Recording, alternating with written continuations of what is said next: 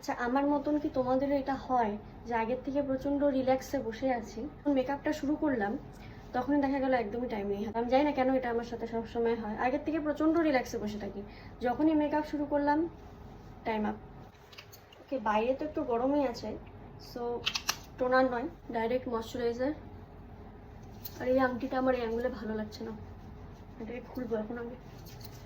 একই রকম প্রাইমার, সেই হাতে গোলানো টেকনিক, তাড়াহুড়োতে যেটা হয় আর কি।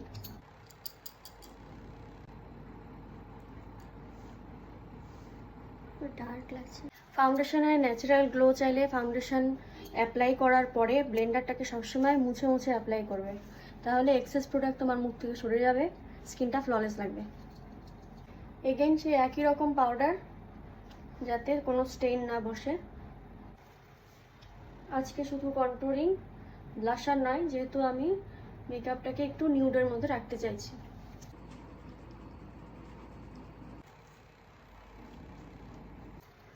এই স্টেপটা আর বলবো না তোমাদের, আশা করি যারা আমাকে ফলো করো তাদের মুখস্থ হয়ে গেছে, আর বলবো না কিছু। আর আমাকে এই শাড়িটায় হয়তো অনেকবার দেখেছো, খুব পছন্দের শাড়ি এটা আমার, যখন সুযোগ পাই এটা পরি, বিশেষ করে গরমকালে পরার জন্য তো খুবই ভালো, কারণ খুব লাইট ওয়েট। আইব্রো কম্ব করা হয়ে গেছে, এখন একটা কালার নিয়ে জাস্ট ব্লেন্ড করব। এখন লিপস্টিক আজকেও ব্রাউন।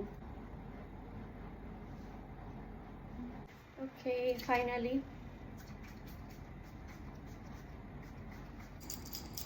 আচ্ছা, আপকামিং সিজনের ব্রাইডের বুকিং কিন্তু চলছে। আবার শুধু ব্রাইডের কথা বললে বাকিরা একটু রাগ করতে পারে যে কেন আমরা কি সাজতে পারি না। না না, আপকামিং সিজনে পার্টি মেকআপ, ব্রাইডাল সমস্ত কিছুরই বুকিং চলছে।